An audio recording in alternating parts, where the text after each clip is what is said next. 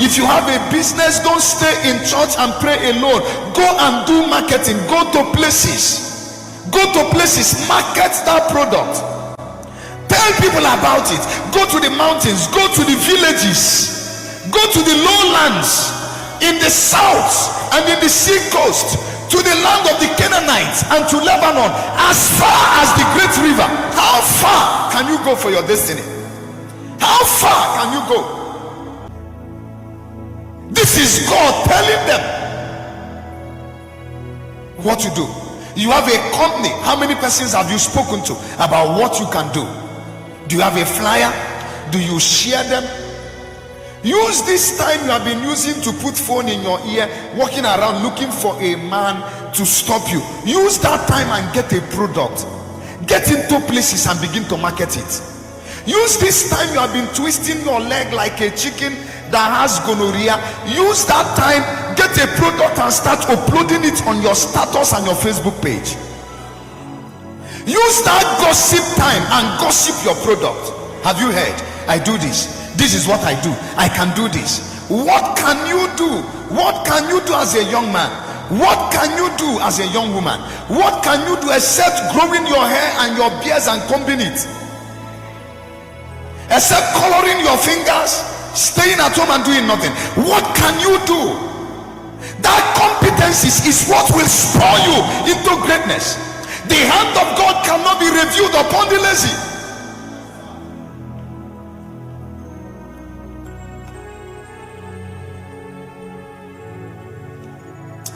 Did you see where God told? I read this place and I screamed.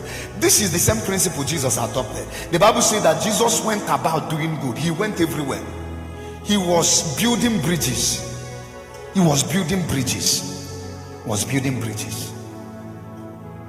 Was building bridges. There are a lot of young men that are wasting. We know the Lord has promised you the throne like David.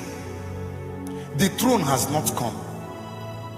Even after David was anointed king, he had to wait for 30 years. When David was promised kingship, he was still playing guitar for the king. So you have a bigger picture of becoming a billionaire. That's not how it comes. The Lord will take you through the process of first of all being a shepherd boy, and you are tested with only 2 sheep. David will later grow it into 13. From that place, the Lord will bring you to the house of a king, where you will be playing guitar for the king. And he was a skilled guitar player. And from that place, he became the king of Judah before he became the king of all Israel. Who has despised the days of little things? Look at this. God told Zerubbabel, you are going to build a mighty city. But what did God give Zerubbabel as a material resource to start this? It was a plumb in his hand. A plumb, sir. A plumb is one of the smallest equipment of building. God didn't give him money, he didn't give him wood. It was a plumb. And when he gave Zerubbabel the plumb, he said, do not despise the days of little things, for it shall greatly increase. If you want to go far in life, start from where you are. Engage what you have, no matter how small it is. Moses was crying before the Red Sea. The Lord said, what do you have in your hand? He said, a dry rod. He was looking down on that rod. The Lord said, as dry as it may seem, engage it. As soon as he engaged the dry rod, the sea parted hither and thither. So Moses was crying before the Red Sea, not knowing he had the capacity to divide the sea. You have been crying for money. There is something crying out for expression in your life. Anytime a man's story must change, the change of that story is not external, it is within. Why not look inside and ask the Lord to open your eyes to see? To open your eyes to see. In 1 Kings chapter 5, the Bible speaks, 1 Kings chapter 5 or chapter 4, either of them. The first one speaks of Naaman, the second one speaks of the woman of Zarephath. 1 Kings chapter 4 speaks of the woman of the prophet's widow, The prophet's widow, the husband had died and used the children as collateral.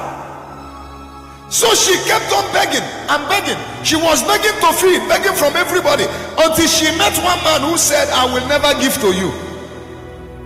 She was talking to Elisha, so Elisha could lend her some money or dash her some money so that she could go and pay the creditors who are taking her children. Elisha said, what do you have in your house? She said, small oil. Elisha said, that's how to begin. That small space at the front of your house, that's how to begin. That shop where your husband is staying, don't look for another shop. Get a POS and stay there. That's how to begin. While you wait for the big things, begin small. Rise to your feet wherever you are.